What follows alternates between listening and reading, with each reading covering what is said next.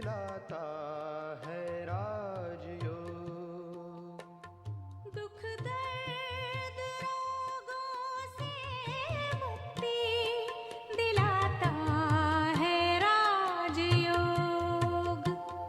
दुख दर्द रोगों से मुक्ति दिलाता है राजयोग। इंसान को जीने की कला सिखलाता है राजयोग।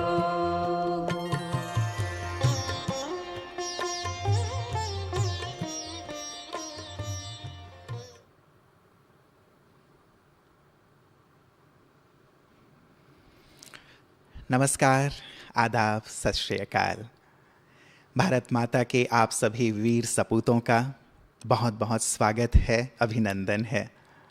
हमेशा ईश्वर से प्रार्थना रहती है कि हमारे देश की रक्षा में जो तैनात हैं हमारे भाई, हमारी बहनें, वो हमेशा ही सुरक्षित रहें, तन से मन से स्वस्थ रहें, आनंदित रहें और ईश्वर की अनुकंपा कृपा हमेशा उन पर बनी रहे। मुझे लगता है कि ये केवल मेरी प्रार्थना नहीं है, लेकिन देश के 137 करोड़ लोगों की ये प्रार्थना रहती है, दुआएं रहती हैं कि आप सभी हमेशा ही खुशहाल रहें, आनंदित रहें और किसी भी प्रकार की कोई तकलीफ़ आपके हिस्से में ना आए, लेकिन जो आपके हिस्से में आने वाली है वो हम सबके हिस्से में आ जाए। हम उसे थोड़ा थोड़ा बांट लेंगे और आप हल्के और निश्चिंत रहें। यही दिल की दुआएं और भावनाएं हमेशा आपके साथ रहती हैं, इसीलिए लगातार ब्रह्मा कुमारीज का सिक्योरिटी सर्विस विंग भी आपके लिए नए नए प्रोग्राम आयोजित करता रहता है, ताकि आपके जीवन में किसी भी प्रकार की कोई तकलीफ़ या बाधा ना रह जाए। एक छोटा सा प्रसंग याद आता है मित्रों कि एक नव दंपति एक नए मकान में शिफ्ट हुए। तो वो जो महिला थी वो देखती थी अपने शीशे से, कांच के बाहर दूसरे घर में, वहाँ जो महिला घर में कपड़े सुखाया करते थे, बहुत ही गंदे से कपड़े सुखाया करते थे। साथ ही वो खुद भी गंदे कपड़े पहने रहा करते थे। उनका घर भी बड़ा गंदा लगता था। उसे बड़ा अजीब लगता था कि ये महिला कपड़े धो के सुखाती है, लेकिन गंदे कपड़े क्यों सुखाती है, इतनी गंदी क्यों रहती है। उसे आश्चर्य होता था। एक बार उसने अपने पति से कहा कि देखिए ना कैसी महिला है ये, क्योंकि दिखाई देता था उनको अपने घर से, कितनी गंदी रहती है, स्वच्छ रहना चाहिए ना। तो उनके पति ने कहा कि ऐसा करना कि जब फिर से कल ये कपड़े सुखाने आए तब मुझे बुलाना। जब दूसरे दिन वो कपड़े सुखा रही थी, अब उसने देखा कि आज तो सारे कपड़े उसके बहुत साफ सुथरे लग रहे थे और उस महिला के कपड़े भी सुंदर लग रहे थे, उसका घर भी सुंदर लग रहा था। पति को आवाज़ दी, कहा कि आइए आइए आइए, देखिए कितना आश्चर्यजनक बात है, कल ही मैंने आपसे कहा था कि ये कितनी गंदी है, आज कितनी अच्छी हो गई है। तो पति ने मुस्कुराते हुए कहा कि वास्तव में गंदी वो नहीं थी, हमारी घर का जो शीशा है वो शीशा गंदा था, उसमें धूल जमा हुआ था। तो जब इस शीशे के पार तुम उसे देखा करती थी तब वो तुम्हें गंदी दिखाई दिया करती थी। मित्रों, आध्यात्म हमें एक सुंदर नज़रिया प्रदान करता है और यही नज़रिया पिछले 7 दिनों से आप बिल्कुल आत्मसात करते रहे होंगे, मुझे ऐसा लगता है, क्योंकि इनर वर्ल्ड की बातें हुई पिछले 7 दिनों में, जिसमें आपने अपने आप को गहराई से समझा, जाना और एक आध्यात्मिक दृष्टिकोण को जाना कि कैसे हम चीज़ों को देखें, अपने आप को देखें। खुद को देखना और खुदा को देखना वास्तव में ये सचमुच हमारे जीवन को परिवर्तित कर देता है, हमारे नज़रिए को परिवर्तित कर देता है। संसार को तो हम देखते आ ही रहे हैं, लेकिन अब थोड़ा सा अपने अंदर भी चलें अपने इनर वर्ल्ड में, तो सचमुच जीवन परिवर्तित होता चलेगा। मुझे लगता है कि पिछले 7 दिनों में बहुत कुछ आपने सुना है और बहुत सारी आपकी मन की उलझनें दूर हो गई होंगी, बहुत सारे प्रश्नों के उत्तर आपको मिल गए होंगे। फिर भी कुछ प्रश्न रह गए थे जो आपने हम तक प्रेषित किया है, और उनका समाधान लेने के लिए, उनका उत्तर लेने के लिए हमारे साथ आदरणीय राजयोगी सूर्य भाई जी हैं, जो कि 1964 से प्रजापिता ब्रह्मा कुमारी ईश्वरीय विश्वविद्यालय से जुड़े हुए हैं। देश विदेश की आप यात्रा करते हुए सबके मन के जो संशय हैं, प्रश्न हैं, उनका निदान करते रहते हैं। मैं इन्हें लुकमान हकीम की तरह कहता हूँ। जिस प्रकार उनके पास हर मर्ज की दवा थी, वैसे ही इनके पास भी हर समस्या का एक सुंदर समाधान है। तो आपने भी जो प्रश्न हम तक प्रेषित किए हैं, उनका उत्तर हम आदरणीय भ्राता जी से लेंगे, लेकिन पहले हम उनसे सुनेंगे कि वो हमारे लिए क्या सोचते हैं, क्या शुभकामनाएं रखते हैं। आदरणीय सूर्य भाई जी। सभी को नमस्कार। स्वागत है आपका। और हमारी ये श्रेष्ठ भावना रहती है कि सभी का जीवन निष्कंटक हो जाए, सभी निर्विघ्न प्रसन्न जीवन जिएं, सभी के परिवारों में प्यार की गंगा बहे, सुख शांति का साम्राज्य हो, सभी बहुत संतुष्ट हों। देखिए 3 तरह की प्रॉब्लम्स हर मनुष्य के जीवन में आती है। एक उसकी अपनी व्यक्तिगत प्रॉब्लम होती हैं। उदाहरण दे दूं, कोई बहुत बड़ी पोस्ट पर है कंपनी में, हाईएस्ट पोस्ट पर, लेकिन उसको बहुत काम होने के कारण दिमाग पर बहुत प्रेशर ले लिया उसने और अब मानसिक बैलेंस बिगड़ गया है। मेरे से बात हुई, मैंने कहा ये तो बहुत बड़ी गड़बड़ हो गई, तुम्हारा प्रेशर तो तुम्हारे ब्रेन पर बढ़ता जा रहा है और तुमने अपने ब्रेन को इस तरह विचलित कर लिया तो आगे काम कैसे चलेगा। ऐसी व्यक्तिगत घटनाएं, समस्याएं, अब उसको अपने लिए टाइम देना पड़ेगा। हमें पहले से ही अपने जीवन में बैलेंस रखना चाहिए। प्रेशर हम ज़्यादा ले लेते हैं। ये एक बहुत बड़ी कला है कि हम लाइफ को, कर्म को, जिम्मेदारियों को एंजॉय करें। राजयोग का जो थोड़ा सा लेसन आपने लिया है उसमें आपने कुछ बातें सीखी होंगी। अगर अपने परम पिता को, जिसको कोई गॉड कहता है, कोई खुदा अल्लाह जो निराकार है, देह रहित है, उसको यदि हम ये मान ले वो भी हमारा साथी है और कुछ मन के बोझ उसे देकर हल्के होकर काम करें तो ये मानसिक समस्याएं पैदा नहीं होंगी। दूसरी समस्याएं होती हैं परिवार की। बच्चे हैं और जो मेंबर हैं उनके जीवन में कोई समस्या आ सकती है। आजकल तो समस्याओं का तूफान चल रहा है दुनिया में। और तीसरी समस्या जॉब की होती है, जहाँ आप कार्यरत हैं। जैसे अभी चल रही है बहुत बड़ी समस्या, तो मैं नहीं कहूँगा, बहुत बड़ा चैलेंज है और हमारे बहादुर लोग इसी दिन की तो इंतज़ार करते हैं जब उन्हें अपनी बहादुरी दिखाने का अवसर प्राप्त हो। मैं कभी इसको समस्या नहीं मानता, ये तो हमारा कर्तव्य है और ज़रूरत पड़ी तो सारा देश इस में कूद जाता है, इसमें कोई संदेह नहीं। हमारे देश के वासी बहुत ही बहादुर हैं, बहुत आत्मविश्वास से भरे होते हैं, आप सबके साथ हैं। तो ये जो समस्याएं आजकल बढ़ रही हैं, सबको इनसे फेस टू फेस होना पड़ रहा है। आप सभी ने जो 7 डेज कोर्स लिया, इसमें कुछ थोड़ी थोड़ी रोशनी आपको मिल गई है। ये आपको केवल टच किया गया है ज्ञान को, जैसे आत्मा का ज्ञान दिया गया वो और भी गहरा है। और जितना जितना हम आत्मा होने की प्रैक्टिस करते जाएंगे तो ये ज्ञान गहरा होता जाएगा। आपकी खुद ही बुद्धि में वो रिफाइंड नॉलेज आती रहेगी और इससे आपको फ़ायदा महसूस होगा। आप सवेरे उठकर 10 मिनट सोल कॉन्शियसनेस का अभ्यास कर लेना। मैं आत्मा हूँ यहाँ, point of light, point of energy, मैंने इस देह में प्रवेश किया है, मैं आँखों से देख रही हूँ। और बहुत सारी बातें जो आपको बताई उनका चिंतन कर लेना 10 मिनट। आपको लगेगा एक नई एनर्जी आ गई है। और जब एनर्जी आ गई है तो कई बैड एनर्जी नष्ट हो गई हैं जो समस्याओं को पैदा करती हैं। ऐसे ही दूसरी चीज़ आपको बताई, जो भगवान है, खुदा है, कोई उसे मालिक कहता है, परमपिता हम कहते हैं, गॉड फादर कहते हैं, एक्चुअली वो हमारा पिता है। कुछ लोग ये मानते हैं रूहों को उसने बनाया है तो पिता हो गया ना। क्रिएटर है वो, मालिक भी है और पिता भी है। हम उसे अपना पिता माने तो जो कुछ उसका होगा वो हमारा हो जाएगा, उसकी शक्तियाँ हमें मिल जाएंगी। जब वो हमारा पिता हो गया तो वो भी हमारी केयर करेगा, हमें उनका बहुत प्यार मिलेगा, उनका सहारा महसूस होगा और ये समस्याएं भाग जाएंगी। मनुष्य जब अकेला होता है, देखो चोर भी तभी वार करते ना अकेला है। जब मनुष्य अकेला होता है तो समस्याओं के चोर भी तभी वार करते हैं। तो अकेला फील नहीं होगा। स्वयं सुप्रीम अल्लाह खुदा हमारे साथ है, ये हमें महसूस होने लगेगा, उसकी शक्तियाँ हमारे साथ काम कर रही हैं। तो आपने एक बहुत अच्छी शुरुआत की है कि अपने जीवन को अध्यात्म से भरना शुरू कर दिया। और ये स्पिरिचुअलिटी है, ये रूहानियत है, ये धर्मों से ऊपर की बात है, ये वन फॉर ऑल रिलीजन्स है, सबके लिए एक। तुम आत्मा हो, रूहें हो।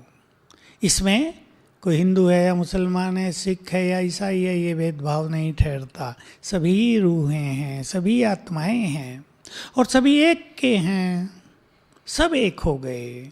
तो भेदभाव मिट जाते हैं, वैर भाव मिट जाते हैं, नफरत मिट जाती है, जो अनेक समस्याओं का बीज हैं। उनको मिटने से मनुष्य का अपना चित्त भी चैन पाता है। आप सब समझ सकते हैं, हमारे मन में किसी के लिए वैर भाव हो तो हमारे मन की स्थिति कैसी होती है? हमें दुखद फीलिंग, बाहरीपन, एक अंदर में क्रोध, एक रिवेंजफुल फीलिंग, और उसमें अशांति, खुशी खत्म, समस्याएं इससे बढ़ती हैं। क्योंकि समस्याओं के बारे में मैं हमेशा कहता हूँ, और आप सब ने ये बात सुनी होगी, समस्याएं और कुछ नहीं, कमज़ोर मन की रचना है। हम अपने मन को जितना सुंदर रखेंगे, समस्याएं उतनी ही नष्ट होंगी। मैं आपको एक सुंदर स्लोगन जैसा दे रहा हूँ, एक महावाक्य भगवान का, वो आप सुन लें और उसे हो सके तो लिख लें और अपने घरों में रख दें। शब्द यूज करते हैं हम, स्वस्थिति, यानी हमारे मन की स्थिति, यानी हमारा मन बहुत प्रसन्न हो, बहुत पॉजिटिव हो, बहुत एनर्जेटिक हो, हम बहुत उमंगों में रहते हों। इसको कहते हैं मन की स्थिति श्रेष्ठ, स्वस्थिति श्रेष्ठ। तो अगर स्वस्थिति श्रेष्ठ होगी तो परिस्थितियां स्वतः ही नष्ट हो जाएंगी। ध्यान रखेंगे आप, जब भी आपकी मनोस्थिति बिगड़ती है, जब भी आप बहुत हलचल में आते हैं, बहुत भयभीत होते हैं, बहुत टेंस होते हैं, चिंताओं में आ जाते हैं, तो परिस्थितियां बढ़ जाती हैं। तो स्वस्थिति को श्रेष्ठ बनाना यही इस रूहानियत का, इस स्पिरिचुअलिटी का लक्ष्य है, और आप सबका भी होना चाहिए। साथ साथ अपनी इनर पावर को बढ़ाते चलें। राजयोग में आपको ये बहुत अच्छी तरह सिखाया गया होगा, और राजयोग के द्वारा हमारी इनर पावर बहुत बढ़ती चलेगी। देखिए, इन सभी चीज़ों में ये जो संसार का खेल चल रहा है ना, आप एक चीज़ को इसमें अच्छी तरह जान लें, ये सीक्रेट है इस वर्ल्ड की क्रिएशन का, कि इसमें सारा खेल मनुष्य के वाइब्रेशंस से हो रहा है। हम जो कुछ संकल्प करते हैं, उनके वाइब्स फैलते हैं, उनके वाइब्रेशंस फैलते रहते हैं। वो उस व्यक्ति को टच करते हैं जिसके लिए हम सोच रहे हैं। उदाहरण, किसी व्यक्ति ने आपका बुरा कर दिया है कल, अब आज आपके मन में उसके लिए थोड़ा नेगेटिव शत्रु भाव चल रहा है। ऐसे कहूँगा उसको, ये सिखाऊंगा उसको, उसने मेरी इंसल्ट की है। आपका मन थोड़ा परेशान भी है, बेचैन भी है। अब आपके ये संकल्पों के वाइब्रेशंस उस व्यक्ति को पहुंच रहे हैं, उसको टच कर रहे हैं। दो बातें होंगी, उसको टच करके उसके वाइब्रेशंस को साथ में लेकर वापस आपके पास आएंगे, आपकी परेशानियां बढ़ाएंगे, और उस व्यक्ति के मन में भी वैसे ही विचार फिर चलेंगे। आने दो, दोबारा फिर देखूंगा उसे, इस बार ऐसा बोलूँगा, वो सुधरता नहीं है, दूरी बढ़ती जाएगी। अब दूसरा इसका पहलू लें, आपने उस व्यक्ति के लिए आज सवेरे ही सोच लिया, कोई बात नहीं, बोल दिया ना, he is my good friend. हो जाता है, मनुष्य को गुस्सा आया होगा, घर में बीवी से लड़के आया होगा ना, सारा गुस्सा मेरे पे उतार दिया, ही इज़ गुड, मेरा फ्रेंड है। अब ये वाइब्रेशंस उसको टच किए, टच करके आपको भी आए, आपका मन खुश होगा, प्रसन्न होगा, और उसके मन के विचार बदलेंगे। कल मैंने यार उसको ऐसे ही बोल दिया, उस बेचारे का थोड़ा ही कोई दोस्त था, मुझे ऐसे ही गुस्सा आ गया, मैं उससे क्षमा याचना करूँगा। देखो, समस्या खत्म हो जाएगी। तो ये वाइब्रेशंस का खेल संसार में बहुत ज़्यादा चलता है, इस बात को आप ध्यान रखेंगे, और मन की स्थिति को बहुत सुंदर, पावरफुल, एनर्जेटिक रखेंगे, समस्याएं दूर होती जाएंगी। अब हम आपके प्रश्न लेते हैं। हाँ रूपेश भाई। जी, आपने व्रता जी राजयोग की बात कही, वाइब्रेशंस की बात कही और साथ ही स्पिरिचुअलिटी की बात कही है। तो मैं शुरुआत वहीं से कर रहा हूँ। पहला प्रश्न आया है कि आध्यात्मिकता से कैसे विभिन्न धर्मों में एकता लाई जा सकती है, क्योंकि विविधता हमारे देश में है और कई बार बीच बीच में धार्मिक वैमनस्य दिखाई देता है। अध्यात्म कैसे इसे एक सूत्र में बांध बहुत सकता अच्छा है? क्वेश्चन आपने किया। देखिए, हमारा ईश्वरीय विश्वविद्यालय ब्रह्मा कुमारी इस बात का एक प्रैक्टिकल सबूत है कि यहाँ सभी धर्मों के लोग, सभी जातियों के लोग आते हैं। सच तो ये कि हमें पता भी नहीं चलता कौन कैसा, जब तक उसने मुस्लिम टोपी ना लगाई हो तब तक पता नहीं चलता। बिना उसके आते हैं बहुत लोग, बाद में हमें पता चलता है बहुत सारे मुस्लिम सभा में बैठे थे। भारत हिंदू धर्म की भिन्न भिन्न जातियों और संप्रदायों के लोग जो कभी आपस में टकराते थे बहुत, मैं बड़ा, मेरा गुरु बड़ा, तेरा छोटा, वो सब आते हैं, एक साथ रहते हैं, एक साथ भोजन करते हैं, कोई वैमनस्य उनमें नहीं रह जाता। इसका कारण है उनको ये भाव दिया जाता है, तुम सब आत्मा हो, रूहें हो, तुम सब आत्माएं हो। ये धर्म तो फिजिकल धर्म है, इनको देह के धर्म कहा गया। गीता में भी आई है ये बात। हे अर्जुन, देह के धर्मों को त्याग कर तुम स्वधर्म में स्थित हो जाओ। स्वधर्म माना आत्मा का धर्म, रूह का धर्म, सोल का धर्म। तो सोल सभी एक जैसे ही हैं, सोल्स में ये अंतर नहीं होता धर्मों का, शरीर के अनुसार ये अंतर बनता है। तो स्पिरिचुअलिटी ये सिखाती है, हम लोग ये सबको सिखाते हैं, यू ऑल आर सोल्स, सब रूहें हो और एक भगवान के बच्चे हो सभी। चाहे उसे आप कुछ भी नाम दें अपनी भाषा में, अरबी में कुछ और कहा तो उर्दू में कुछ और, इंग्लिश में, हिंदी में भी अलग अलग नामों में अलग अलग भाषाओं में अलग अलग नाम है। हमारे यहाँ शिवलिंग है, सबकी अलग अलग नाम है, एरिया वाइज है। मैं सभी भाषाओं को जब देखता हूँ भिन्न भिन्न जगह जाके तो पता चलता है उस एरिया की जो भाषा थी उस अनुसार नाम रख दिया गया है जी। तो नाम से कुछ नहीं होता। All are souls, children of supreme soul, supreme being. English में ये शब्द अच्छा है, सुप्रीम बीइंग। उसे कोई अल्लाह कहे, खुदा कहे, गॉड कहे, भगवान, ईश्वर, ये रूहानियत है। ये जब हम अपने अंदर बढ़ा लेते हैं तो ये नफरत और वैर भाव समाप्त हो जाता है। जी, मतलब ये एक सार है। बिल्कुल। और साथ में फिर धर्मों का सार भी मैं कहूँ तो धर्मों का सार होता है जीवन को स्वच्छ करना, निर्मल करना, मन के विचारों को सद्भावनाओं से भरना, काम क्रोध लोभ मोह अहंकार से स्वयं को मुक्त करना। हर धर्म के ग्रंथ में ये बातें, अहंकार छोड़ो, क्रोध छोड़ो।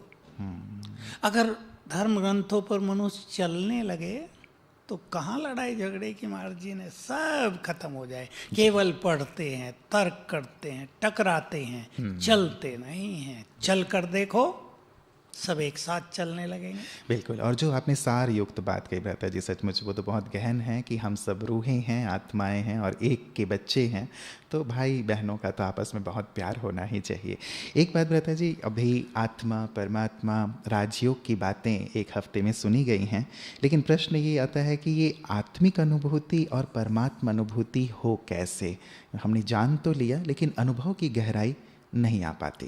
हाँ, अच्छी बात है। ये क्वेश्चन उठने ही चाहिए और मनुष्य जब लेसन लेता है तो उसको उठते हैं, क्योंकि अनुभूति के बिना कोई भी ज्ञान इनकम्प्लीट माना जाएगा। वो बुद्धि के लेवल तक रहता है, वो दिल हार्ट तक नहीं पहुंचता है। और बुद्धि में भी उसकी अनुभूति ना होने से वो बुद्धि के लिए भी एक ड्राई फिलोसफी होती है। हमारी फिलोसफी ड्राई हो गई थी ना, क्योंकि वो अनुभूतियों में नहीं आई। तो मैं आत्मा हूँ, आप अपने स्वरूप को विजुअलाइज किया करें। यहाँ अपने को टाइम देंगे, थोड़ा जल्दी उठेंगे। जब प्रकृति शांत है, जल्दी उठकर चिंतन करें, मैं आत्मा हूँ। यहाँ देखें अपने स्वरूप को, मुझसे चारों ओर एनर्जी फैल रही है, आई एम पीसफुल। एक्सेप्ट करें इसको, मैं शांत हूँ। इसमें भले ही आधा मिनट लगा दें, मैं शांत हूँ। मैं शांत हूँ, मुझसे शांति के वाइब्रेशंस फैल रहे हैं, मैं शांत हूँ। फिर दूसरा थॉट ले लें, मैं आत्मा पवित्र हूँ, मूल रूप से ओरिजिनली आई एम प्योर। मेरा चित्त पूरी तरह अंदर से शुद्ध है, विशुद्ध, एब्सोल्युटली प्योर। ये मनोविकार तो बाद में आए हैं, ये मेरे नहीं हैं, मैं प्योर हूँ, मुझसे प्योर वाइब्रेशंस फैल रहे हैं। मैं माइंडफुल हूँ, बहुत शक्तिशाली। स्वीकार करें, ये अभ्यास करते चलेंगे और परमात्मा अनुभूति के लिए पहली चीज जहाँ से आपको शुरू करना है वो मेरा परमपिता है, वो मेरा है। डीपली चलें इस गहराई में। भगवान जो है, जो खुदा है, जो अल्लाह है, केवल उसके आगे हाथ नहीं जोड़ने, शीश नहीं झुकाना, वो तो मेरा है। तो वो हमें बहुत प्यार करता है, हम उससे बहुत प्यार करते हैं। सब धर्मों में क्या हो गया, केवल मांग रह गई है, प्रभु है, खुदा है, अल्लाह, अपनी अपनी भाषाओं में। नो, जब वो मेरा है तो उसका सब कुछ मेरा है। यहाँ से शुरू करें, फिर उसके स्वरूप को विजुअलाइज करें और फील करें उसकी एनर्जी मुझ पर आ रही है। ये काम 10-10 सेकंड करें। आत्मा की प्रैक्टिस, सुप्रीम बीइंग की एनर्जी मुझे आ रही, जैसे एक फाउंटेन मेरे ऊपर पड़ रहा है। एक पिक्चर बना लें, कभी शांति की किरणें आ रही हैं, कभी शक्तियों की, कभी प्योरिटी की, बहुत सुख मिल रहा है। थोड़ी थोड़ी देर करें, आप कोशिश करें, आप लंबा लंबा समय ना बैठें, 10-10, 15-15 मिनट बैठेंगे, धीरे धीरे प्रैक्टिस होगी तो अच्छी प्रैक्टिस आपको डीप रियलाइजेशन देगी, गहन अनुभव कराएगी, शांति का भी और एनर्जेटिक होने का भी। जी, मतलब हम प्रैक्टिस करते चलें तो धीरे धीरे गहराई में उतरते चलेंगे। भ्राता जी, ये कहा गया कि राजयोग से तन के, मन के सारे ही रोग दूर हो जाएंगे, तो क्या ये सत्य है? देखिए, सत्य है तभी कहा गया है क्योंकि हमें बहुत सारे लोग सुनाते हैं आके कि हमें ये बीमारी थी, वो बीमारी थी। राजयोग किया, ज्ञान मिला, रूहानियत का पता चला, भगवान से जुड़े, अपने खुदा दोस्त से जुड़े, मन खुशियों से भर गया, शांति आ गई, चिंताएं मिट गई, टेंशन खत्म हो गई, बीमारियां तेजी से भाग गई। तब उन्हें समझ में आया, मैं आपको बताऊं, मुझे कई डॉक्टर्स ने बताया कि घुटने दर्द प्राय तब होते हैं जब मनुष्य ब्रेन पर कोई प्रेशर ले लेता है ज़्यादा, और वो प्रेशर थोड़ा लंबा समय चल जाए तो घुटनों पे आ जाता है। अच्छा, घुटनों पे तो प्रेशर है ना पूरे मतलब बॉडी, शरीर के वेट से ज़्यादा इधर का इधर वेट ले लिया तो इधर आ गया। जी। तो ये होता है, चिंताएं, भय, तनाव, तनाव से हार्ट डिजीज होती हैं, और भय से तो बहुत मानसिक रोग हो रहे हैं। तो जब हम राजयोग करते हैं, हमारी चिंताएं भी दूर, परेशानी भी दूर, टेंशन भी दूर, भय भी दूर, और जो जिम्मेदारियों का एक दबाव रहता है जिसको लोग महसूस नहीं करते, वो भी हल्का, क्योंकि हमारी शक्तियां बढ़ जाती हैं, हमारे स्किल्स बढ़ जाते हैं, तो बीमारियां ठीक होने लगती हैं। बिल्कुल बिल्कुल, मतलब ये एक जीवन जीने की कला है जो बीमारियों को भी सहज रूप से दूर करती चली जाती है। भ्राता जी, कई बार ऐसा मन में प्रश्न आता है, यहाँ तो नहीं है, कि यदि केवल राजयोग से ही सब चीज़ें संभव हैं तो केवल इसी पे ही सरकार और सभी लोग क्यों ना फोकस करें, बाकी चीज़ों पे फोकस करने की तो फिर ज़रूरत ही नहीं रहेगी। करना चाहिए, परंतु क्योंकि लोगों को इसका ज़्यादा पता नहीं होता, फिर इसके बारे में विश्वास नहीं होता, फिर अगर करने लगे तो डॉक्टर्स क्या कहेंगे, तुमने हमारा धंधा छीन लिया, हमारे पेट पे लात मार दी तुमने। लेकिन हम कहते हैं दोनों किए जाएं। कुछ चीज़ें ऐसी हैं जिनमें दवाइयों की भी ज़रूरत पड़ती है। अब शरीर में कोई डेफिशिएंसी हो गई, वो तो भरनी पड़ेगी। कई चीज़ें दवाइयों से ठीक होती हैं, लेकिन अगर उसका मन भी प्रसन्न हो, बहुत हल्का हो, तनाव से मुक्त, और फिर वो दवाई ले रहा हो तो तुरंत ठीक हो जाएंगे। जी जी, मतलब दोनों कार्य होंगे। दादा जी, अगला प्रश्न है कि सुरक्षा बलों में इन दिनों कोविड के चलते अधिक तनाव की स्थिति है, सभी की छुट्टियां भी कैंसिल कर दी गई हैं, सीमा पर भी तनावपूर्ण स्थिति के कारण हमें अपने घर वालों की चिंता रहती है। ऐसी स्थिति में कैसे खुश रहकर कार्य किया जाए? बहुत प्रैक्टिकल समस्या है। चिंता होगी घर वालों की, बच्चे हैं, छोटे होते हैं कईयों के तो बहुत, और अगर कुछ किसी को हो गया, फ़ोन आ गया तो बहुत चिंता होगी। जैसा मैंने कहा, हम अपने को रूहानियत से जोड़ें, स्पिरिचुअलिटी से जोड़ें, अपने परम पिता से हम स्वयं को जोड़ें। इससे क्या होगा, जब ऐसी चिंताएं हमारे सामने आएंगी तो हम कुछ अच्छे संकल्प करेंगे। जैसे भाई अब हम दूर हैं, जा तो नहीं सकते, कई लोग जरा तनाव में आके सुसाइड कर लेते हैं, ये तो सबसे बड़ी गलती है। अब सुसाइड कर लिया तो फिर उन्हें कौन देखेगा जिनके लिए सुसाइड किया? ये कभी नहीं करना है, ये बहुत बड़ा पाप भी है, और इससे हम एक परिवार को बेसहारा छोड़ जाते हैं। किसी भी सैनिक को, किसी भी अधिकारी को ये संकल्प कभी ना आए, आप सब बहुत बहादुर हो, बहादुर, मन भी बहादुर। अब हम कुछ संकल्पों का प्रयोग करेंगे। जैसे आपका परिवार है, आप देश के लिए सीमा पर हैं, आप वहाँ जा नहीं सकते, आप भी नहीं जाना चाहेंगे ड्यूटी छोड़कर, शिव बाबा से नाता जोड़ो। परमपिता को अब हम नाम देंगे शिव बाबा। अपने खुदा दोस्त से नाता जोड़ो और कहो, हे शिव बाबा, हे वैद्यों के वैद्य, तुम जरा मेरे परिवार को संभालो, मैं तुम्हारे भारत की सेवा में हूँ। भगवान भी भारत से बहुत प्यार करता है, क्योंकि ये उसकी जन्मभूमि और कर्म भूमि है। रोज उसको अपनी बच्चों की, परिवार की जिम्मेदारी उसके हवाले कर दो, and he will look after. ऐसा नहीं है कि वो नहीं करेगा, आपसे अच्छा करेगा। हमारे पास इसके कई सारे अनुभव हैं। मनुष्य अच्छा करेगा।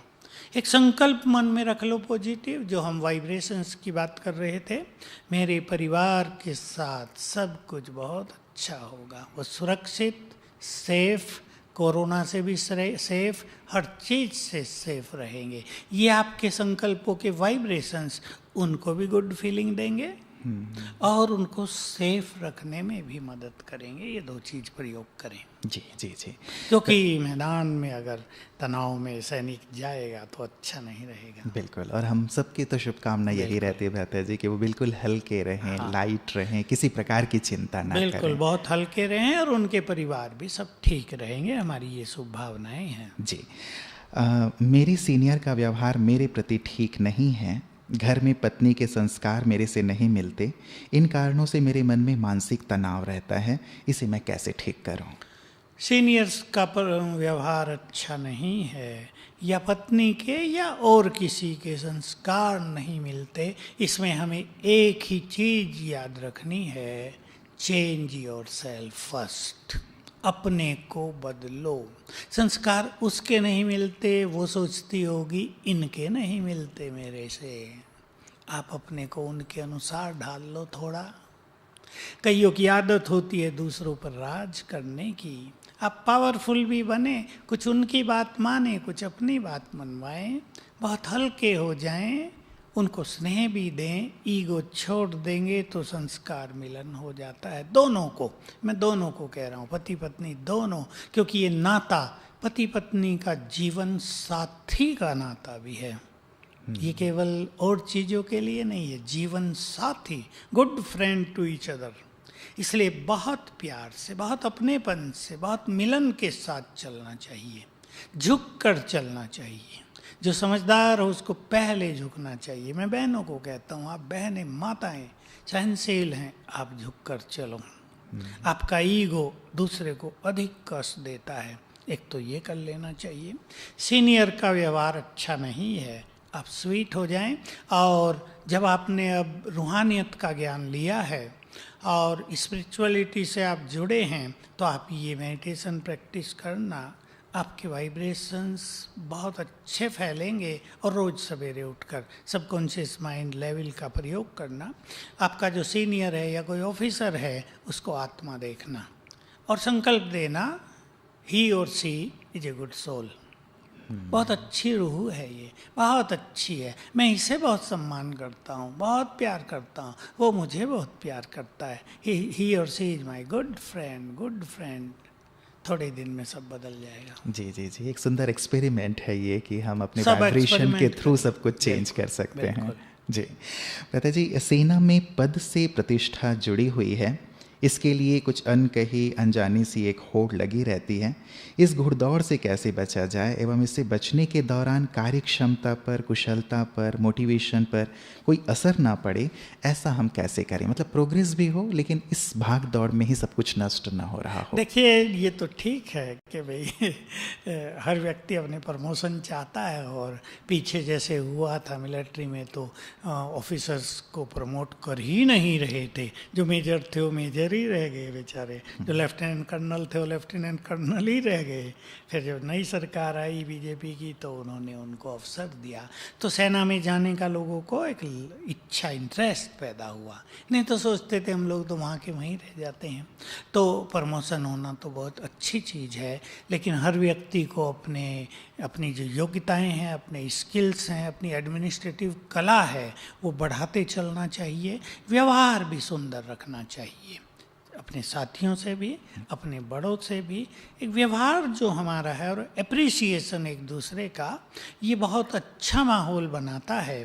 तो इससे क्या होगा, प्रमोशन भी आपकी होगी और आपको जो भाग दौड़ से जो एक टेंशन सी रहती है वो भी समाप्त हो जाएगी। आप बहुत रिलैक्स लाइफ जिएंगे। अब आप मेडिटेशन प्रारंभ कर दें, सोल कॉन्शियसनेस की प्रैक्टिस प्रारंभ कर दें और सवेरे उठकर बहुत सुंदर संकल्पों से अपने को चार्ज किया करें। ये बात मैं बहुत सिखा रहा हूँ, और आपको डिटेल में सीखना हो तो यूट्यूब मेरे नाम से आप जो चैनल है वो खोलेंगे तो श्रेष्ठ विचार सुखी जीवन का आधार, ये आपको एक हेडिंग मिलेगा। उसमें सबकॉन्शियस माइंड की डिटेल नॉलेज है। श्रेष्ठ विचार सुखी जीवन का आधार, इसकी आप डिटेल स्टडी कर लेंगे। डिटेल माना 10-10 मिनट के लेक्चर हैं, आपको मज़ा आएगा सुनने में। कभी भी आप सुन लें तो सवेरे उठकर आप वे संकल्प करेंगे जो आप चाहते हैं। लेकिन एक चीज़ हमेशा ध्यान रखनी है कि हम एक ऊंचा टारगेट रखें, भाई मुझे इस रैंक तक पहुंचना है। उसके लिए जो प्रयास है या कोई आपको एग्ज़ाम देना है वो आप करते रहें। लेकिन अगर मान लो आपको वो न मिले तो हल्के रहें, एक्सेप्ट करें। इसी में कल्याण है, इसी में हम खूब काम करेंगे, इसी में जिम्मेदारियों से अपने काम करेंगे तो आप बहुत सुखी रहेंगे। कभी कभी क्या होता है, मनुष्य को एक्सपेक्टेशंस पूरी नहीं हुई, बहुत परेशान, बहुत निराश। कई लोग तो सुसाइड करते देखे जाते हैं। अरे भाई, जीवन कितना इम्पोर्टेंट है, आपके परिवार हैं, आपके बच्चे हैं आपके पीछे, आप एक प्रमोशन के लिए उन सबको रोता छोड़कर जा रहे हो। ये तो बहुत इमोशनल व्यक्ति की निशानी है। हमें इतना इमोशनल नहीं होना चाहिए। We must be very strong too, emotional भी हों, आगे बढ़ने का पूरा प्रयास भी करें, लेकिन जो कुछ मिले उसको एक्सेप्ट करके एंजॉय भी करें। ये अपनी मेंटलिटी बना लें। जी जी जी, गीता की उस बात याद आ गई परमात्मा की, जो उन्होंने कहा कि कर्म कर और फल की चिंता ना कर। तो अपना श्रेष्ठ कर्म किया जाए, फल प्रभु को अर्पित कर दिया जाए। भ्राता जी, अगला प्रश्न है कि ये जो मेडिटेशन हमें सिखाया गया, क्या ये मेडिटेशन सेल्फ रियलाइजेशन प्रोसेस है? और क्या ये रिलैक्सेशन, कंसंट्रेशन या सेल्फ हिप्नोसिस जैसा ही है या उससे अलग है? क्या डिफरेंस है? देखिए, सेल्फ हिप्नोसिस इसको नहीं कहा जाता, लेकिन सेल्फ सजेशन तो इसमें होते ही हैं। तो कई लोग इसको हिप्नोटिज्म भी समझ लेते हैं। ये वो नहीं है, ये है सोल की कॉन्शियसनेस में आ जाना। हम हैं तो रूह, लेकिन हमने अपने आप को बॉडी मान लिया। हम बॉडी कॉन्शियसनेस में आ गए, इसलिए मनोविकार बढ़ गए, इसलिए दुख बढ़ गया, अहंकार बढ़ गया, क्रोध बढ़ गया। इस राजयोग का लक्ष्य होता है हमें अपनी कॉन्शियसनेस को बदलना है। जो रियल कॉन्शियसनेस है, मैं आत्मा हूँ, रूह हूँ, रूहानी कॉन्शियसनेस में आना, इसके लिए हमें विचारों की कंसंट्रेशन भी चाहिए और इससे सेल्फ रियलाइजेशन तो हो ही जाएगा। हम सेल्फ पर कंसंट्रेट कर रहे हैं। सेल्फ रियलाइजेशन का अर्थ भी लोग नहीं जानते, वो तो सेल्फ रियलाइजेशन इतना ही जानते हैं, लेकिन सेल्फ के अंदर जो डीप साइलेंस है उसकी अनुभूति, स्वयं के अंदर जो गहरी प्योरिटी है उसकी अनुभूति, स्वयं के अंदर जो बहुत ज़्यादा शक्तियाँ छुपी हुई हैं उनकी अनुभूति, इसको सेल्फ रियलाइजेशन कहते हैं। तो जैसे जैसे मेडिटेशन की प्रैक्टिस होगी ये सब तेजी से होता जाएगा। बिल्कुल बिल्कुल, मतलब ये प्रैक्टिस हमारी कंटिन्यू चलती चले। एक सही दिशा में मेरा प्रयास हो रहा है या नहीं हो रहा है, कई बार मन में एक डाउट सा उठता है कि मैं योग तो कर रहा हूँ, मेडिटेशन कर रहा हूँ, लेकिन क्या मैं सही डायरेक्शन पे जा रहा हूँ? देखिए, जब मनुष्य सही डायरेक्शन पे जाता है, अब आपको किसी लक्ष्य पर पहुंचना है, सड़क से आप जा रहे हैं तो आपको लगेगा ना आगे बढ़ रहे हैं, माइल स्टोन आते रहेंगे, आते रहेंगे, फिर 10 किलोमीटर रह गया, फिर 8 रह गया, फिर 5 रह गया। ऐसे ही हमें भी हमारी अनुभूतियाँ अच्छी होती दिखाई देंगी, मन प्रसन्न रहने लगेगा, चित्त की शांति बढ़ने लगेगी, मन करेगा और अभ्यास करें, ये निशानी है आगे बढ़ने की। बिल्कुल। भ्राता जी, अगला प्रश्न है कि यदि हम ईश्वर के अंश हैं तो फिर हमें सेल्फ रियलाइजेशन में या उस डिवाइन से कनेक्ट होने में इतनी मेहनत क्यों करनी पड़ती है? देखिए, हम उसके अंश नहीं हैं, हम उसके बच्चे हैं। अंश में तो वही क्वालिटी होती है ना जो मूल चीज में बात वही हो जाती है कि मैं अंश हूँ, तो फिर वो फीलिंग क्यों नहीं आती? हाँ, नहीं, वो नहीं है, वो गलत कंसेप्शन है। अब मान लो सोने का एक पीस है आपके पास 50 ग्राम का, अब आपने उसका एक अंश निकाल लिया 10 ग्राम का, तो जो क्वालिटी बाकी सोने में है वही तो 10 ग्राम में भी होगी ना। आपने 1 ग्राम भी सोना लिया, उसमें भी वही क्वालिटीज होंगी, प्रॉपर्टीज होंगी जो पूरे में हैं। तो हम भगवान की अंश नहीं, भगवान कोई ऐसी चीज़ नहीं जिसको अंश किया जा सके, हम उसके बच्चे हैं। आत्माओं का अलग एग्जिस्टेंस है पूरा ही। हमारे अंदर भी वो क्वालिटी हैं जो हमारे परमपिता में हैं, लेकिन वो सब खत्म कर दी है हमने। जैसे हमारे अंदर बहुत शांति थी, हमने मनोविकारों के वश होकर उनको समाप्त कर दी। मैं आत्मा आनंद स्वरूप थी, हूँ नहीं थी, हमने वो आनंद नष्ट कर दिया संसार की इच्छाओं के पीछे भागकर। अभी हम उसको जागृत कर रहे हैं, ये अपने को रिमाइंड करा के कि मैं आनंद स्वरूप हूँ, ताकि वो आनंद फिर से जो दब गया है, जो छुप गया है, फिर से एक्टिव हो जाए, हमारा जीवन आनंदित हो जाए। तो हम अंश नहीं है, क्योंकि हमने अपनी इच्छाओं का बहुत भगा दिया है, क्योंकि हमने मन को बहुत भटका दिया है। ये हमने भटकाया, मन आपे नहीं भटका, इसलिए हमें उसमें मेहनत लग रही है। लेकिन प्रैक्टिस की जाएगी, कुछ स्टडी और अच्छी की जाएगी, क्योंकि 7 दिन का कोर्स हो जाना माना कंप्लीट नॉलेज नहीं है, तो एडमिशन लिया है। जी जी। और आगे अच्छी स्टडी करेंगे, मन को कैसे शांत किया जाए, कैसे एकाग्र किया जाए, प्योरिटी ऑफ माइंड को कैसे बढ़ाया जाए, अपने एटीट्यूड्स को कैसे अच्छा किया जाए, तो फिर ये सब ईजी होगा। जी जी जी, मतलब धीरे धीरे ये सारी चीज़ें जो हमारी क्वेरीज हैं वो सॉल्व होती जाएंगी और हम उस अनुभूति तक पहुंच पाएंगे। क्योंकि जब देखते हैं कोई संत है बैठे हुए हैं और ऐसे मग्न हैं, डिटैच्ड हैं, संसार की किसी भी चीज़ का इफेक्ट नहीं है, तो हमें भी लगता है कि जब हम मेडिटेशन करने बैठें तो हम भी वैसे हो जाएं। बिल्कुल वैसे ही हो जाएंगे, लेकिन संत ने भी तो कुछ साल मेहनत की है ना, हम भी कर लें। जी जी जी। भ्राता जी, अगला प्रश्न है, we know negative stress, but what is positive stress? Is it harmful?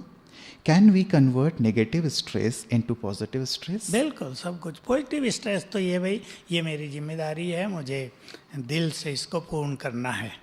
वो हल्का स्ट्रेस, पॉजिटिव स्ट्रेस हमेशा बहुत हल्का होता है। उसको ही लोग कहते हैं थोड़ी टेंशन तो होनी चाहिए जीवन में, तब तो तुम एक्टिव रहोगे। अगर तुम्हें ये टेंशन ही नहीं है कि सवेरे 4 बजे उठना है, तो तुम क्यों उठोगे? फिर तो 8 बजे उठोगे। थोड़ा तो रखना चाहिए। नेगेटिव ये है कि हम जो जिम्मेदारी हमें मिली है उससे हम दुखी रहें, परेशान रहें, भारी रहें, इरिटेशन में रहें। तो जब हमें ये ज्ञान मिल जाता है तो हम हर नेगेटिविटी को पॉजिटिव में बदलना सीख लेते हैं। इसका आपको एक सुंदर प्लान बनाना पड़ेगा कि मुझे ये नेगेटिव प्रेशर आता है, ये नेगेटिव टेंशन रहती है, अब इस विचार को मुझे कैसे बदलना है। मान लो आपको एक काम दे दिया गया, मैं गृहिणियों को कह रहा हूँ आज घर में 10 मेहमान आ गए और उनके लिए 4-5 चीज़ें बनानी है, बनाने वाले 2 ही हैं। अब आपको टेंशन हो गई, स्ट्रेस हो गया, प्रेशर आ गया, भाई 2 घंटे हैं और इतना सारा काम करना है, ये कैसे होगा, और आप एकदम भारी हो गए।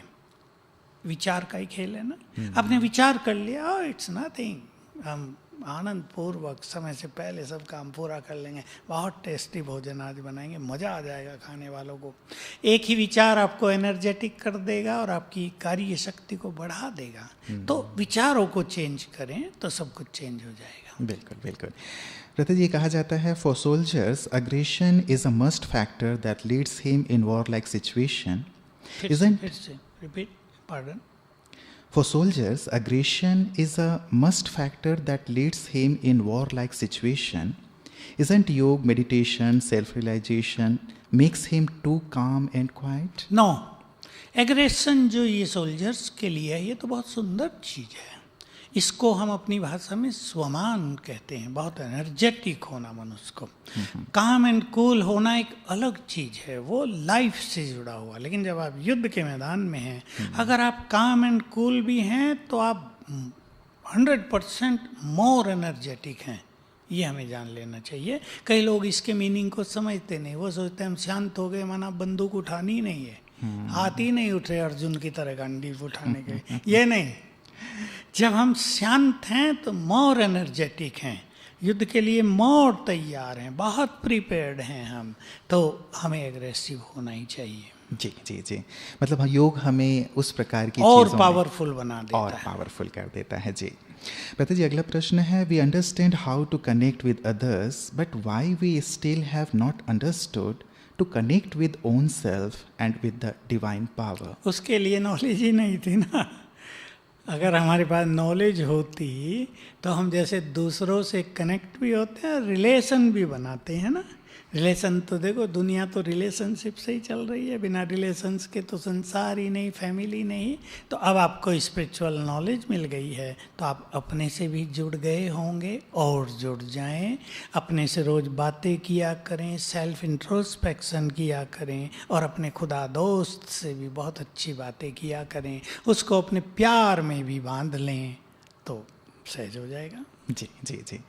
भ्राता जी, अगला प्रश्न है, ये कहते हैं कि हम ब्लीसफुल स्टेट में हमेशा कैसे रहें, क्योंकि जब हम कुछ चीज़ देखते हैं, सुनते हैं, पढ़ते हैं, तब तो एक बहुत ही जो पॉजिटिव स्टेट ऑफ माइंड हमारी हो जाती है, लेकिन फिर थोड़े समय के बाद हम उसी नेगेटिव एनर्जी के उसमें इन्फ्लुएंस में आ जाते हैं। तो हमें ऐसी स्टेट बनाने में कितना समय लगेगा, क्या करना होगा? देखिए, पहले तो ये डीप रियलाइजेशन हो कि हम ये गलती कर रहे हैं। देखो, मनुष्य क्या गलती कर रहा है, मैं उसकी अवेयरनेस देना चाहता हूँ। वो अपने मन को सारा दिन व्यर्थ देखने में, व्यर्थ सुनने में, तेरी मेरी में लगाए रखता है, तो उसकी जो आंतरिक शक्तियाँ वो क्षीण होती जाती हैं। इसका इफेक्ट उसके काम पर है। आप बैटल फील्ड में हैं, इसका इफेक्ट आपकी युद्ध पर आएगा। लेकिन अगर आप ये जान जाएं कि हमें अपनी एनर्जी को बचाना है, तो व्यर्थ देखना, व्यर्थ गपशप करना, व्यर्थ के लड़ाई झगड़े करना, व्यर्थ की सोच रखना, इसको आप स्टॉप करेंगे तो आपकी इनर पावर बहुत बढ़ेगी। और चाहे आप कोई काम करते हैं मिलिट्री एयरफोर्स में, काम भी तो सबको करने होते हैं, टेक्निकल हैं आप, वो काम करते हैं, या फिर आप युद्ध के मैदान में हैं, आप बड़े निर्भय होंगे, आपके डिसीजन प्रॉपर होंगे, क्योंकि आज के युद्ध में डिसीजन की तो इम्पोर्टेंस है पूरी। आपके डिसीजन परफेक्ट होंगे, आप टारगेट को हिट कर सकेंगे। तो इन चीज़ों का ध्यान रखना है। जी जी जी जी। वैसे जी, कई बार ऐसा होता है, जैसे हम उस अवस्था को एक बार चख चुके होते हैं तो लगता है कि वही अवस्था बार बार हमारी बने, लेकिन ये जो सिचुएशंस हैं, इनके प्रभाव से क्या मुक्त रह कर के कर्म किया जा सकता है? ये बड़ा क्वेश्चन। हाँ, इसके लिए कमल फूल का उदाहरण दिया जाता है कि उसकी जड़ें पानी में हैं, नीचे कीचड़ में भी हैं और वो ऊपर है। कमल फूल का उदाहरण इसके लिए दिया जाता है। नो डाउट हम एक गंदी दुनिया में रहते हैं जहाँ निगेटिविटी है और कुछ नहीं है, सच्चे फ्रेंड भी नहीं मिलते। बहुत लोगों के केस आते हैं, लड़कियों के फ्रेंड ने ये कर दिया, वो कर दिया। मैंने कहा तुम इन झूठे फ्रेंड्स को दिल का फ्रेंड मान रही हो, ये तुम्हारी गलती है। कोई सच्चा फ्रेंड नहीं है, हम गंदगी में रह रहे हैं। लेकिन अगर हम राजयोग का अभ्यास करें, अगर हम अपनी रूहानी नॉलेज को बढ़ाएं, तो हम सीखते जाएंगे कि इन सब से न्यारे रहकर, डिटैच रहकर, हम अपनी स्थिति को, मन की स्थिति को बहुत सुंदर, पावरफुल, हैप्पी और एनर्जेटिक भी। मैं फिर कह दूं कि ये जो रूहानी नॉलेज है, ये मनुष्य को डल करने के लिए नहीं कि आप योद्धा हैं तो आप डल हो जाएंगे, वैरागी हो जाएंगे, संन्यास ले लेंगे। नो, आप और पावरफुल योद्धा बन जाएंगे, उसके लिए है। जी जी, लोगों के मन में एक वो रहता है कि जैसे ही हम आध्यात्म की ओर बढ़ेंगे तो शायद ये जो हमारे अंदर का एक अग्रेशन है, जिसके कारण हम युद्ध करते हैं या अपनी जो ड्यूटी है उसको बहुत परफेक्टली कर पाते हैं, शायद वो कर पाएँ या ना कर पाएँ। और ये भी रहता है जी कि शायद हम गेरुए वस्त्र पहन के कहीं हिमालय में ना चढ़ जाएं। ये इसी का उत्तर मैंने दिया। ये बिल्कुल नहीं होगा जी। ये जो राजयोग है, ये आपको बहुत पावरफुल, बहुत एफिशिएंट, बहुत डेडिकेटेड कर देता है। एक प्रश्न ब्रता जी मेरे मन में उठ रहा है, जब हम थोड़ी आध्यात्म की ओर बढ़ते हैं तो और भी जानने की ललक क्या पैदा नहीं होती कि मैं और जानूं, आत्मा को और जानूं, परमात्मा को और जानूं, और जीवन के रहस्य को समझूं। और ये हमारे लिए, हमें थोड़ा ज़्यादा समय चाहता है ये, और जो हम नहीं दे पाते। तो कई बार मन करता है कि थोड़ा सा इनसे अलग होकर मैं उस ओर बढ़ूं जो सत्य है। नहीं, वो भी ठीक है। हर मनुष्य अच्छी से अच्छी जानने को तत्पर रहता है और रहना भी चाहिए। लेकिन जैसे अभी समय है जी भाई, युद्ध की तैयारी है और उसमें हमें समय देना है, अब हमें उसमें ही समय देना चाहिए। लेकिन जब हम खाली हैं तब हमें और स्टडी करने में और मेडिटेशन करने में समय लगा देना चाहिए। इसमें हमारी जिम्मेदारियों को छोड़ना, उसकी ज़रूरत बिल्कुल नहीं है। जी जी, अपनी जिम्मेवारियों के साथ हम इस दिशा में क्या बढ़ सकते हैं? बिल्कुल बिल्कुल। फिर क्या होगा कि जैसे जैसे आपका मेडिटेशन अच्छा होगा, आप थोड़ा पढ़ेंगे, जानेंगे ज़्यादा। बात सर, मेरे साथ ये बहुत होता है जी। अब मैं थोड़ा सा पढ़ता हूँ, 10 मिनट पढ़ूंगा, लगता है मुझे जान लिया बहुत कुछ। तो फिर ये बुद्धि की क्षमता बढ़ जाएगी। जी जी जी, बहुत सुंदर। भ्राता जी, अगला प्रश्न है, ये पूछते हैं कि अभी जो हमारा 7 दिन का सेशन हुआ, मुझे लगता है ये तो पर्याप्त नहीं है, क्या ऐसे और ऑनलाइन जो कोर्सेज हैं वो हम कर सकते हैं, या माउंट आबू में क्या आया जा सकता है? उसके लिए हमें कितना वक्त देना पड़ेगा और कितना खर्च होगा? देखिए, अभी तो ये सब चल रहा है कोरोना का, और कहीं आना जाना संभव लेकिन ये नहीं अच्छी बात है ब्रता कि सब में जिज्ञासा है कि हम और जानें। तो यहाँ हमारे यहाँ सिक्योरिटी विंग के प्रोग्राम चलते ही रहते हैं, साल में 2-3 होते हैं। जब ये खुल जाएगा आप सबका उसमें स्वागत होगा। और यहाँ आपको 3 दिन ही देना पड़ता है, 3 दिन में हम इस कोर्स को कंप्लीट कर देते हैं। और अच्छा, और हमारे यहाँ कोई खर्च नहीं होता है, क्योंकि आप हमारे मेहमान होते हैं और मेहमानों से कोई लिया थोड़ा ही जाता है, मेहमानों को दिया जाता है, बल्कि आपको गिफ्ट भी दी जाएगी, बस आने जाने का खर्च आप उठा लेना। जी जी जी। और वैसे मुझे लगता है सिक्योरिटी सर्विस विंग की जो हमारी सेवाएं होती हैं, तो गवर्नमेंट ही हमारे सोल्जर्स को, हमारे अर्धसैनिक बल के जो हमारे जवान हैं उन सबको भेजती है, तो यहाँ उस खर्च की तो कोई बात ही नहीं है। और आप हमेशा एक बात कहते हैं कि ये तो परिवार है, ईश्वर का घर है, तो अपने परिवार में तो मुझे लगता है पैसों की कोई बात होती नहीं, नहीं। पैसों से ज़्यादा माल खजाना आपको यहाँ मिलेगा, आप भरपूर होकर जाएंगे, वेल्दी होकर जाएंगे। तो सभी का हार्दिक स्वागत है यहाँ पे। भ्राता जी, अंतिम प्रश्न है कि हम अपनी सबकॉन्शियस माइंड की जो पावर है उसको हम कैसे यूज़ करें? देखिए, मैंने बताया आपको कि आप YouTube पर जाएं डिटेल, क्योंकि 5 मिनट में तो इसका डिटेल उत्तर नहीं दिया जा सकता। श्रेष्ठ विचार सुखी जीवन का आधार, 25 एपिसोड हैं 10-10 मिनट के, मतलब 4.25 घंटे के लेक्चर हैं। आपको बहुत ज़्यादा माल मिलेगा इसमें, एक कंप्लीट नॉलेज। लेकिन अब मैं इतना कहूँगा कि जब आप सवेरे उठें, सोल्जर्स और सैनिक तो सभी जल्दी उठते हैं, तो थोड़ा 10 मिनट उठते ही अपने को समय देना, चाहे आत्मचिंतन करना, परमात्म चिंतन करना और सुंदर विचार पैदा करना अपने मन में। वो बहुत सुंदर चीज़ होगी, जैसे मैं बहुत शक्तिशाली हूँ, मैं बहुत भाग्यवान हूँ, मैं बहुत सुखी हूँ, सफलता तो मेरा जन्म सिद्ध अधिकार है।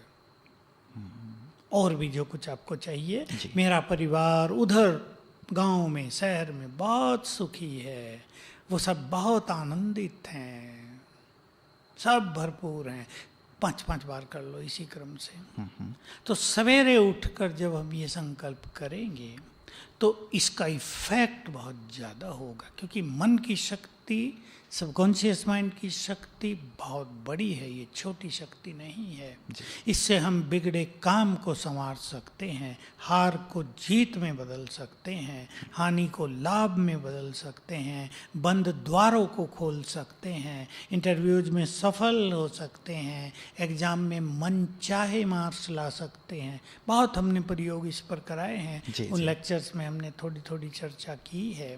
तो आप सभी उसकी स्टडी कर लें, और सवेरे उठकर जब भी आप उठते हैं पहले 10 मिनट में ये सुंदर विचार करेंगे, क्योंकि तब सबकॉन्शियस माइंड जगा रहता है। हम जानते हैं जब हम उठते हैं तो हमारा मन शांत होता है। तो जब मन शांत है, इसको हम कॉन्शियस माइंड कहते हैं, तो अंतर मन यानी सबकॉन्शियस माइंड जगा रहता है। उसको जो हम कमांड देंगे, अब इसको कहते हैं हम कमांड देना, वो स्वीकार करेगा और वैसा ही वो करेगा। मैं एक लाइन लास्ट की सुना देता हूँ। मैंने हायर कंपटीशंस में कहीं कहीं ये प्रैक्टिस कराई स्टूडेंट से, कैंडिडेट से, कि 3 मास पहले से वही क्वेश्चंस पेपर में आएंगे जो मैंने तैयार किए हैं। लेकिन ये थोड़ी बड़ी चीज़ है। जिनको सबकॉन्शियस माइंड का अच्छा प्रैक्टिस अनुभव हो गया वो करेंगे, और थोड़ा जिन्होंने अपने मन को पावरफुल कर लिया तो उन्होंने पाया ये कि वही क्वेश्चंस आ रहे हैं जो हमने तैयार किए थे, बहुत ईजी हो गया।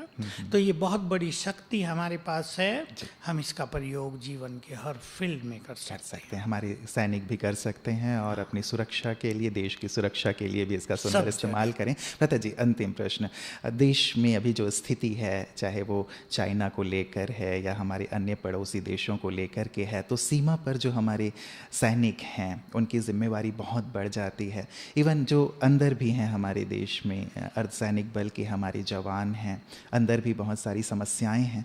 तो इन सब को देखते हुए, जैसे समस्याएं ग्रेजुअली बढ़ती हुई दिखाई दे रही है, तनाव बढ़ता हुआ दिखाई दे रहा है, आपकी आध्यात्मिक दृष्टि क्या कहती है हमारे देश को लेकर, भारत देश को लेकर, हमारे सिपाहियों को लेकर? देखिए, मेरा अंतर्मन कहता है no one can crush India.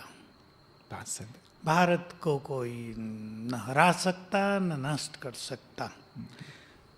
हमारी विजय होगी, विजय भारत की ही होगी।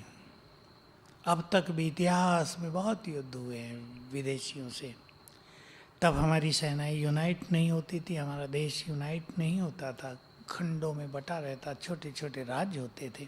अब हमारा देश बहुत पावरफुल है, हमारे नेता बहुत पावरफुल हैं, हमारे सैनिक, हमारे सारे साधन बहुत अधिक मतलब शक्तिशाली हैं और उच्च कोटि के हैं। इसलिए अब जीत हमारी ही होगी। मैं अपने सभी सैनिकों का मनोबल बढ़ाना चाहता हूँ। जीत हमारी है, ईश्वरीय शक्तियाँ हमारे पास हैं, और हम सब जो राजयोगी हैं अपनी सेनाओं को रोज स्पिरिचुअल वाइब्रेशंस देते हैं ताकि वो राइट डिसीजन लें, ताकि उनकी विजय हो, वो कहीं भी निराश न हो, पीछे न हटें। इसलिए मैं सबको कहूँगा बिल्कुल बहुत बोल्डली, बहुत साहस के साथ, बहुत उमंग उत्साह के साथ युद्ध को ऐसे करें जैसे खेल करते हैं, बिना डरे। भारत वाले तो वैसे भी नहीं डरते, डरा देंगे सबको।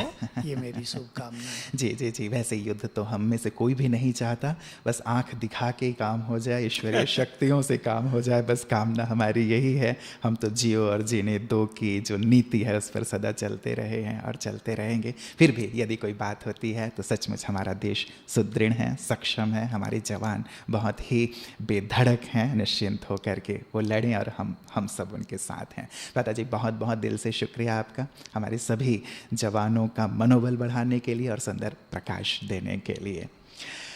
मित्रों, सचमुच एक बहुत ही सुंदर सी प्रेरणा हम सबको प्राप्त हुई है कि हमारे साथ यदि आध्यात्मिक बल है, आध्यात्मिक शक्ति है, तो हम सब हमेशा ही विजयी हैं, चाहे अपने अंतर जगत में, चाहे बाह्य जगत में। वो कहते हैं ना कि बाहर लड़ कर के व्यक्ति हार गया हो तो फिर से खड़े होकर जीत सकता है, लेकिन यदि मन से हार गया हो नहीं सकता।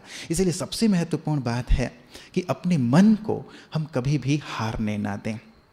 उसे सक्षम बनाएं, उसे सुदृढ़ बनाएं, उसे पॉजिटिव रखें और उसे इतना ज़्यादा निखारते चलें कि कभी भी बिखरने के अवसर आ भी जाएं तो भी हम उस बिखराव में भी निखर करके बाहर आएं। एक सुंदर सा टैग लाइन किसी मुझे लगता है IPL टीम की है, वो मुझे बहुत प्रिय लगती है कि खेलबो लड़बो जीतबो, कि हम खेलेंगे लड़ेंगे और जीतेंगे। जीत हमारी निश्चित है, ये मन का विश्वास दृढ़ता से भरा हुआ हो। और आपके साथ, जैसे मैंने शुरुआत में बात कही थी, और ये बात प्रायः मैं हर बार कहता हूँ और दिल से कहता हूँ कि पूरी 137 करोड़ लोग आपके पीछे खड़े हुए हैं, आपके लिए दुआएं करते हैं, शुभ भावनाएं रखते हैं। तो जिनके साथ इतना बड़ा बल है, शक्ति है, वो कभी भी निराश नहीं हो सकते, कभी भी झुक नहीं सकते, कभी भी हार नहीं सकते। हमारी दिल की अनंत दुआएं, अनंत शुभकामनाएं आप सबके साथ हैं। नमस्कार। अब हम चाहेंगे कि प्रभु की स्मृति में बैठें, जो ईश्वर पिता हम सबको शक्ति प्रदान करने वाले हैं, हम सबको आगे बढ़ाने वाले हैं। चलें थोड़ी देर योग में परमात्मा की याद में।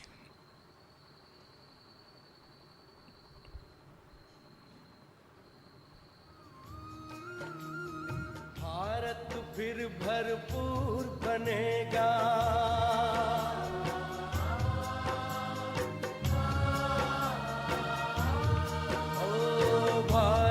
फिर भरपूर बनेगा, कोई नहीं कमी होगी। हीरों से आकाश भरा, मोती से भरी जमीन होगी। भारत फिर भरपूर बनेगा।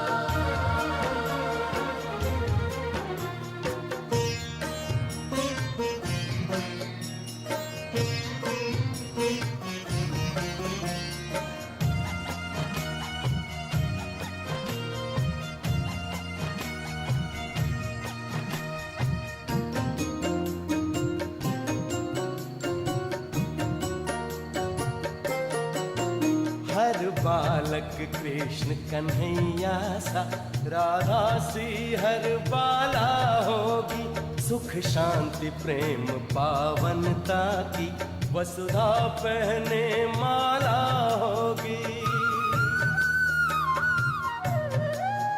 हर बालक कृष्ण कन्हैया सा, राधा सी हर बाला होगी। सुख शांति प्रेम पावनता की, वसुधा पहने माला होगी। नर होंगे श्री नारायण और नारी श्री लक्ष्मी होगी। नर होंगे श्री नारायण और नारी श्री लक्ष्मी होगी।